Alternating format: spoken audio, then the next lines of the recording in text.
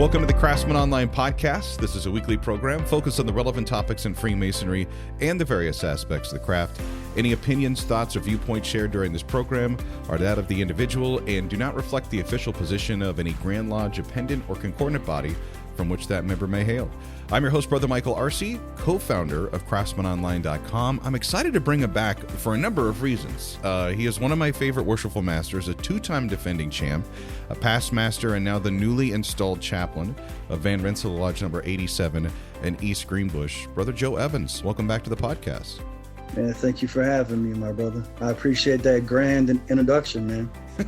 Well, the other thing I dig about you is just whenever I think of Freemasons, like my top 5 Freemasons, guys that like are living Masonic, shedding the light, bringing it to other people, I think of Joe Evans, and we're going to get to that tonight as he's graciously accepted to come back on in the next segment in our Reflections of a Mason in Membership. What I want to start off tonight with is our You Can't Miss question, which is, do you still remember the night of your first degree almost 15 years ago? I was a little anxious, a little nervous. I was excited at the same time. I remember it was me, Steve Sheffer, and Steve Wells. And the other brother, I apologize, I can't remember his name, but after he was raised, he joined the shrine and he moved to another part of the state. So, but the three of us, me and the two Steves, we're all past masters, and both of them are still active. Steve Sheffer is now our lodge secretary. So yeah, man. So his father, Worshipful George Sheffer, he's the one who raised us that year, which was pretty cool. And since then, Brother George has been called back to the Celestial Lodge for the work there. Rest in peace. And but yeah, man, I remember just being anxious and excited at the same time. I don't want to do the math because I'm thinking a guy who's been a Mason for almost 15 years now. Geez, you got your first degree and just probably easily over hundreds of degrees that you've been a part of. When you go and you see that new candidate, that soon-to-be entered apprentice, and you go down and you consult or you work with them as they get ready to be prepared for that evening, what are you picking up on with them? What kind of vibes do you detect from them, and how do you get them ready for this important obligation? I've been privileged to be the mentor chairman going through at my lodge for about 13 years now. And Brother Denny Helms created that position for me because when I was raised, I was able to connect with the new guys coming in because they're just as nervous as us when we were going through. They're anxious, they're excited at the same time. So I look at these guys and I'm like, man, I see myself in these brothers coming up, all these potential candidates. So a lot of excitement, a lot of questions, and just being the mentor chairman, man, and going through the degrees with these guys, building a relationship, which is key, kind of takes the edge off the anxiety when they get there to that, second degree and third degree, of course. One of the things I find unique about you is, as an almost 15-year member in Freemasonry, you have gone through all of the chairs, right? Twice? Not all the chairs twice, but I've been an officer every year for the past 14 years. Yeah. And I was a trustee one year after my chaplain year, after my first year after being master. You don't hear of, there's two types of members, I think, once you get past a certain stage in Freemasonry, kind of sadly, is you've got the guy who has been through the chairs and is a past master and continues to come to lodge because he still finds that connection. Or you find the guy who's maybe more than a 10-year member who's has never been an officer of the lodge, maybe 1 year as junior warden or junior deacon and then stepped out of line, but continues to come back. And I always am impressed the brothers that are involved and engaged in the leadership of the lodge for that amount of time, because that's a big time commitment that you're giving to something outside of your family. 100%. That's what you want to do, though, as a Mason. That's where the love comes in at, because dedication that you invest in your brothers, you're going to get that back. Whatever group you're dealing with, if you get a couple star players, lean on them. And also let the other brothers know that they have jobs as well. They have responsibilities as officers, of course. And I do believe that we have issues in the craft involving retention. And that is one of my main focuses is retention, keeping the brothers that we have.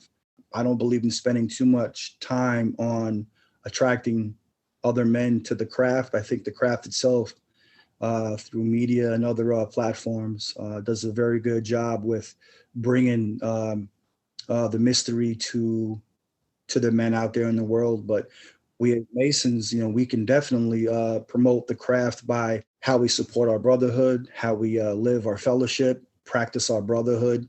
I believe that we have every event that we have at Lodge, whether it be a dinner before Lodge, a picnic, a bowling event, brothers should be utilizing this to bring in male family members and co-workers.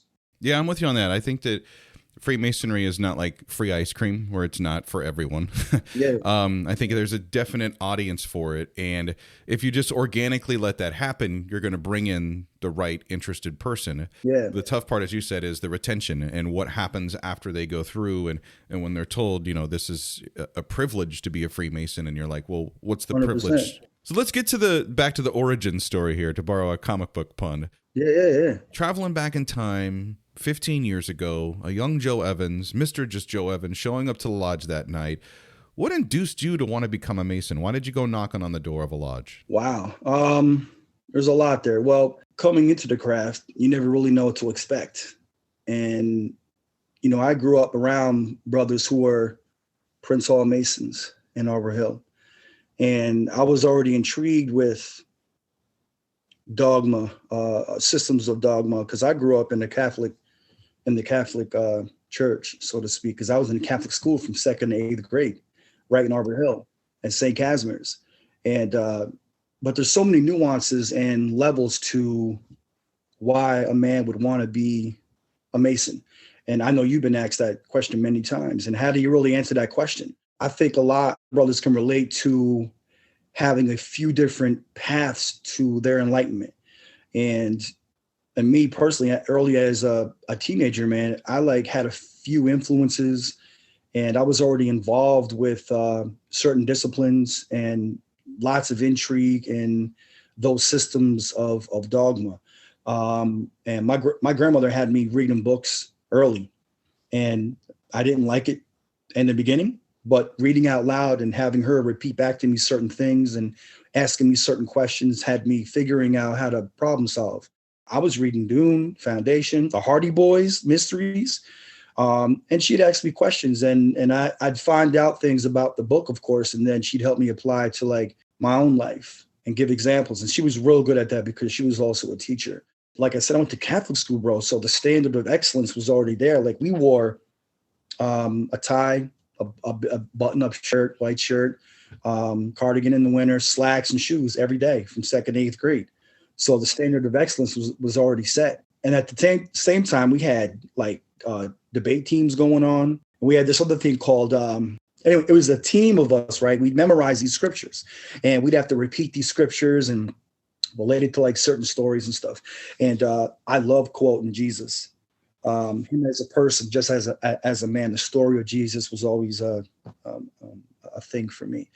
But memorizing all these scriptures, bro, writing essays on biblical characters, that was Catholic school, man. We went into that. And then I got involved with basketball with a couple local churches.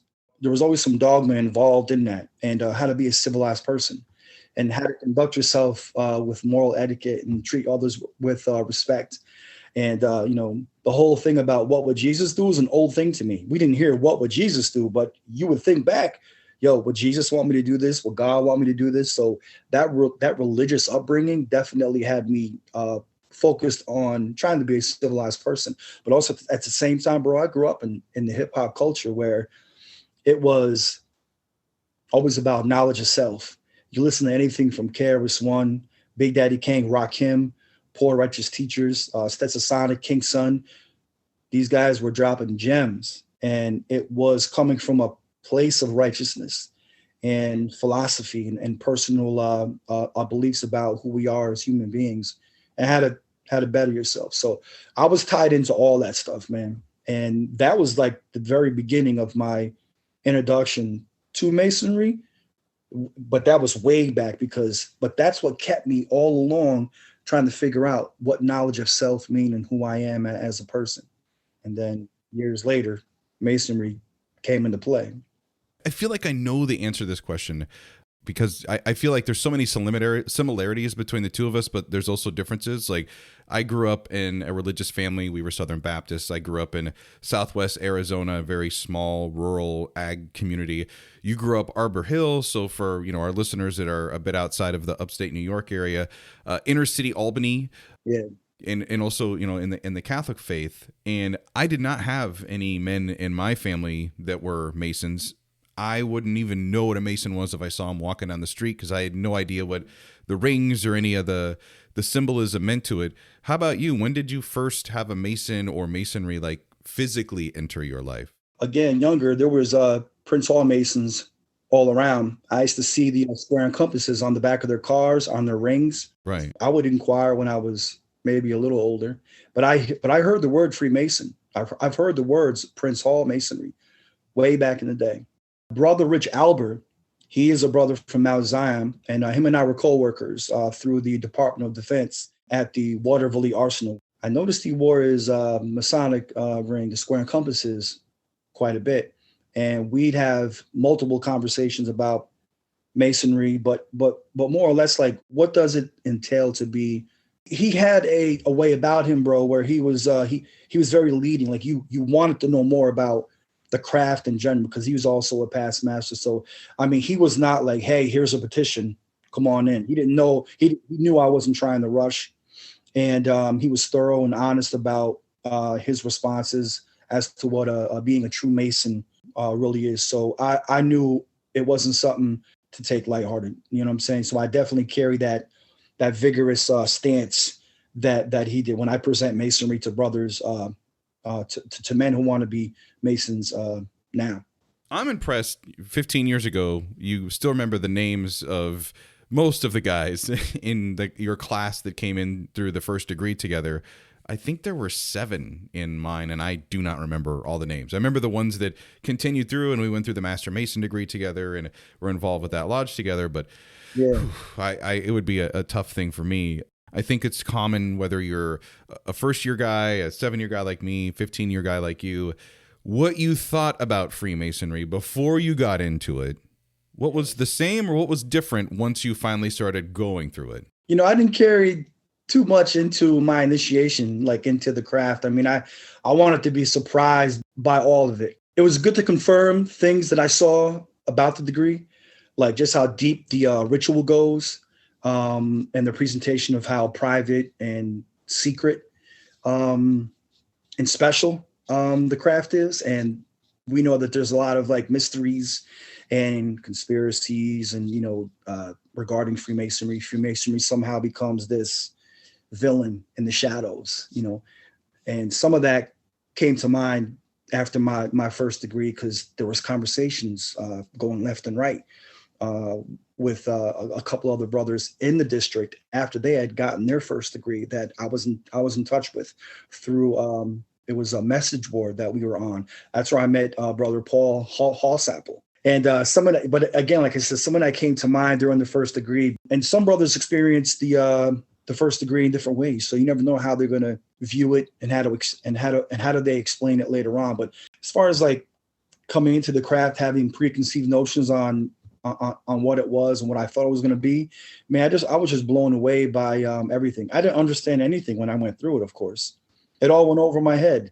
But the experience alone, man, brings you to a place of serious wonder. So all I had was excitement for the craft. But the conspiracy theory stuff, you take with a grain of salt. And I wasn't really into that stuff anyways, because I'm more of a truthful guy. Like, show me some evidence.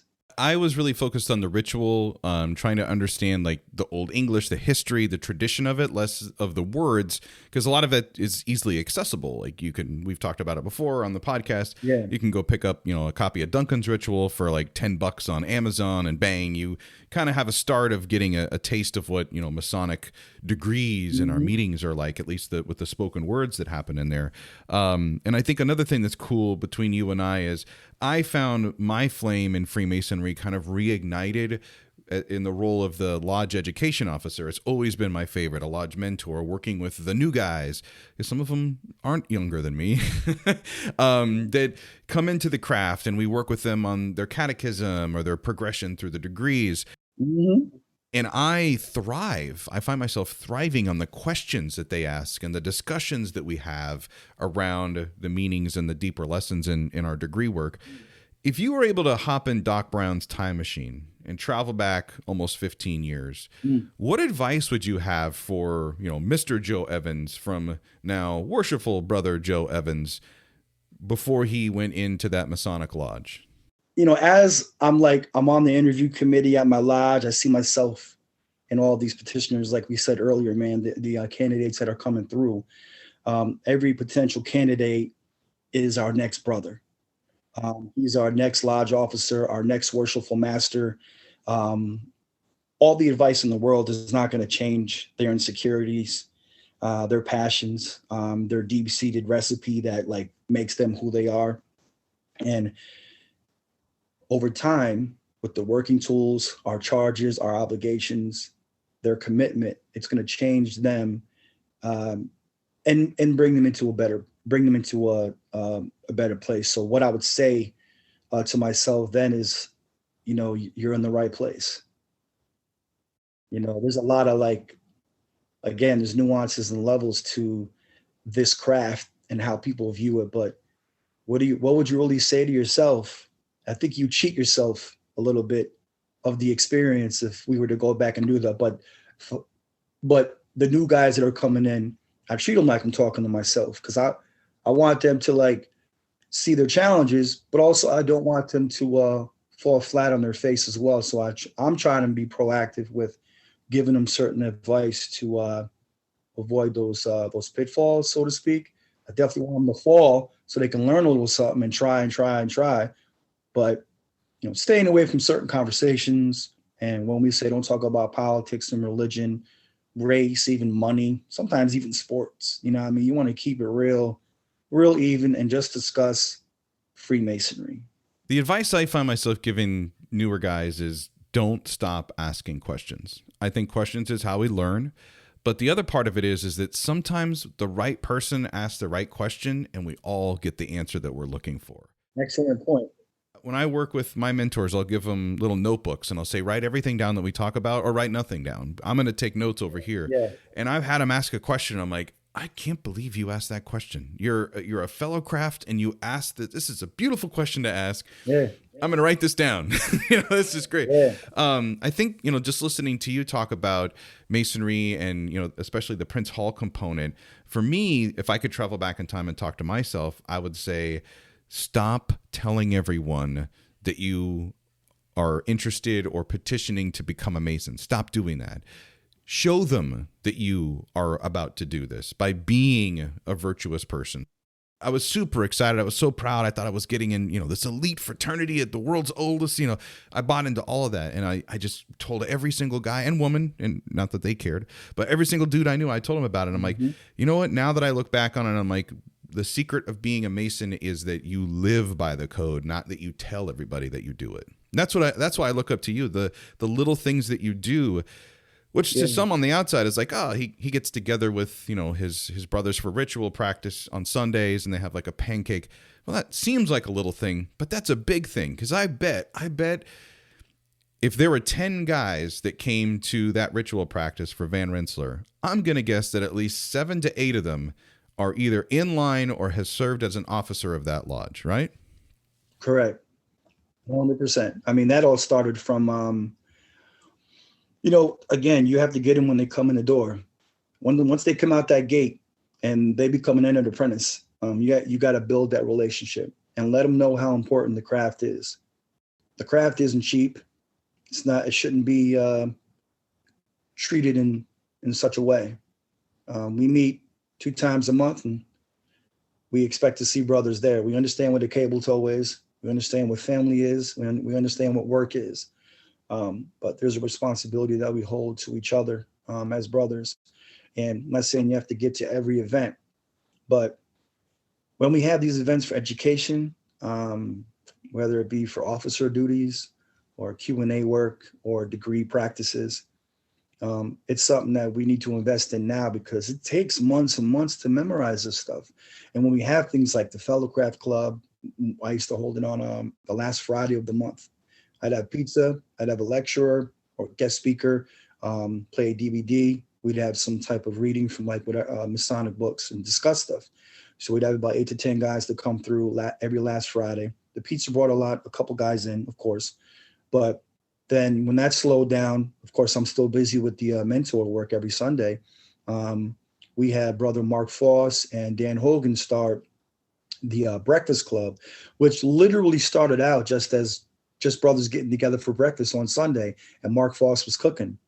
And Mark being who he is like, hey, I'm going to start bringing some ritual to this. He was like, I got him coming in. Let's do some work. I'm like, let's do that. So that stuff is very important. It's very valuable. And you can't overstate how valuable it is. I mean, this is what brotherhood should be about. And if you want your organization to flourish, you got to have brothers growing passion, investing in themselves.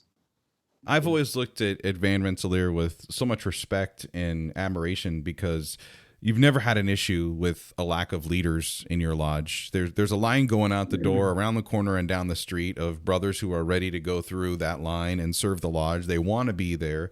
They're super connected. They know their ritual. And it really is an example of lodge brothers, Masonic community all in that one place. It perfectly captures things. And when people hear, oh, he's been a past master twice, well, they must have like 10 guys in that lodge. No, they have a lot of brothers in that lodge, from brothers that sit in the north to the new guys that just came through the door. But it just shows the commitment that's there. And that's what I've always loved about you. And it's not like you're, holding people's feet to the fire. It's organic. They want to be there. There is some holding the feet to the fire too. A little bit. Well, not necessarily making these guys do something that they don't want to do. Because if you say you don't want to do something enough times, I'm going to pay attention. Right. And I don't want to put something on somebody's plate that they're not going to be passionate about, because at some point they're going to stop rolling. True. Then they're going to jump. Then they're going to jump off the boat. Now we're going in circles. So, but we definitely want to feed the brothers with fellowship and education, of course, because when brothers make mistakes in ritual and they want to be on point, they want to be proficient. You want to correct them. I love being corrected coming up. I loved when John Scott back in the day, Jerry Devendorf, who else? Brothers would come in and I'd want to challenge myself and say, hey, watch this. And I do Q&As or present the apron presentation, pull me to the side and be like, hey, you said it this way. But you should do it this way because this is the way the ritual is. And the last thing they would tell me is, I'm only telling you because I know you want to know. And that impressed me. And I'm like, you know what? And it was impressed upon me to do the same thing with brothers. Like, hey, man, I'm only correcting you, pulling you to the side and telling you privately, this is what you said, but this is what the ritual says. I'm only telling you because tomorrow you're going to be our teachers tomorrow and our leaders. I want you to show them the right way. It's a very simple thing, actually. You've been doing this for 15 years. You know the ritual. You work with the ritual as a Masonic educator. You're a reader. We know that. You're a dad, father. You've had a great career as well. So what is the Masonic lesson or virtue or teaching that you've carried with you that you hold close, that's like your rule and guide in life? Gratitude, of course. Being part of such an awesome fraternity. I'm very grateful. And I am thankful to be part of this fraternity. Deep down, this is what all individuals want. Men, women, they want connection. They want to be a part of something. There's a lesson I believe that should be heavily practiced throughout humanity. And I believe that Freemasons have a duty to practice this a little bit more because it's in our first degree. My brother Fred Studo comes down from the East, and I love when he does this part. And he asks the candidate, and I'll paraphrase something like, do you have anything to commemorate this day? And of course, they don't have anything on him, and it's a lesson to teach these brothers, man. when you're around your fellow man, if they are like in a destitute situation, it's upon us to give liberally to their situation, to bring them up to a fair vantage point so they can have an opportunity to succeed. And if our fellow man is drowning, we're going to drown at some point too. And I believe that when a brother Mason is doing that, most especially, we should be helping him as well. And if you read your Quran, if you read your Bible, there's many quotes from Jesus where he's telling us, take everything you have. It's specifically in scripture in the Bible, he says, take what you have and sell it and then give the money to the poor, and treat your foreigners and travelers like they're natives of the land, like they're your family. And I don't think that's happening today, like in our country. And that's not political. This is like real life. We have human beings being neglected.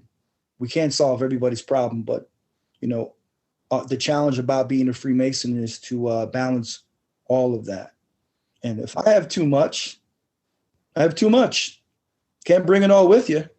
If your next door neighbor needs a coat and you're going to sit there and pray for your next door neighbor to get a coat, I believe that's your own moral compass telling you to go get that man a coat.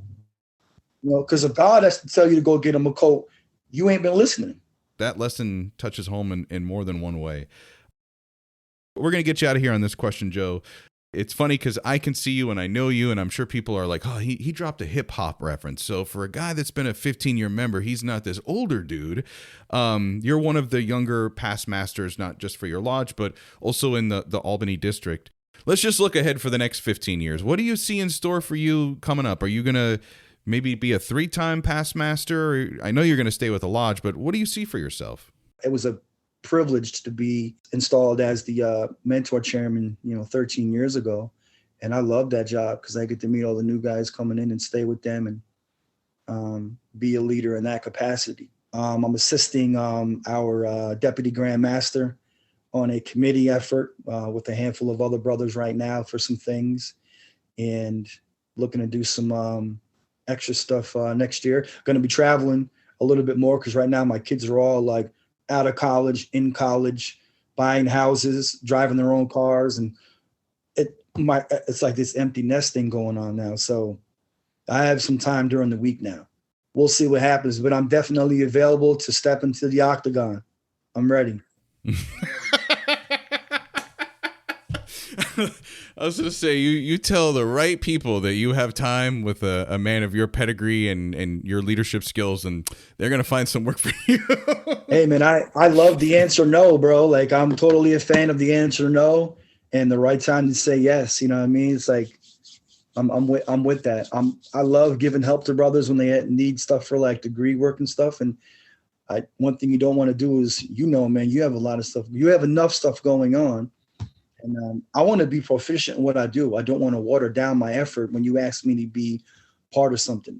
And the good part about our district, man, like, the Old 17th is that a lot of lodges are self-maintained, and the guys are really trying to do their best. And our local district leadership has been learning some new things. After COVID, kind of took us down a little bit. Everybody was a little anxious and a little nervous about how we're going to get back to doing stuff. But making an effort, man, it's like riding a bike. We got to get back on it, man. Well, this has been the Craftsman Online Podcast. Again, big thanks to my guest this week, Worshipful Brother Joe Evans. Aside from being a past master and a great brother, he's also a very talented artist, repurposing a lot of comic book art. He did it for me in an episode he came on with the Green Lantern, and we're going to share his Instagram handle so you can check it out. A reminder that new episodes of our podcast are available for download every Monday morning. Until next time, let peace and harmony prevail.